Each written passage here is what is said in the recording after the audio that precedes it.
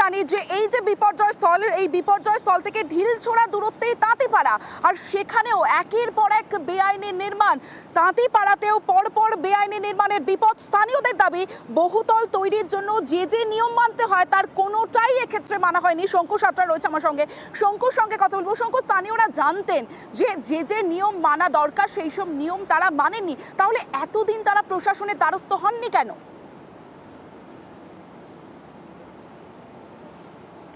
দেখো, তোমাকে আবার বলছি, এখানকার মানুষের সঙ্গে যখন আমরা ক্যামেরা বুমে কথা বলতে গেলাম, কেউ কিন্তু ক্যামেরা বুমে কথা বলতে চাইলেন না।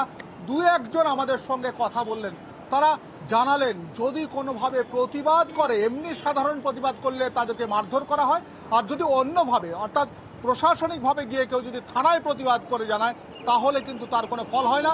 কেউ কেউ হয়তো কোনো সময় জানিয়েছিলেন, তাতে কিন্তু থানা কোনো অ্যাকশন নেয়নি।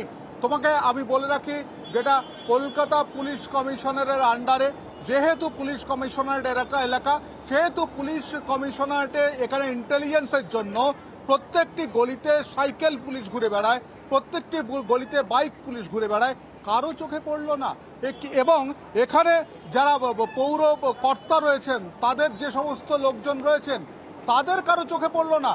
হতে পারে এটা, সেটা কিন্তু বারবার ধরে এখানকার অর্থাৎ শঙ্কু, বোঝাই যাচ্ছে কোথাও গিয়ে স্থানীয় মানুষদের মনে একটা ভয়, কারণ তারা বলছেন যে জলে থেকে কি কুমিরের সঙ্গে লড়াই করবেন। স্থানীয়দের বক্তব্য শোনাবো।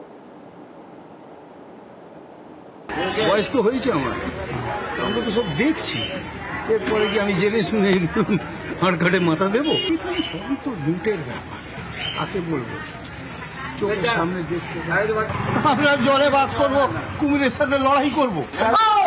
আপনি কি করবেন? আমাকে এসে মারবে? আমাকে এসে মারবে, আমি আপনাকে দেবো, বাহবা নেবো, আর তারপরেই মার খাবো। ব্যবস্থা আগা গোড়ায়নি।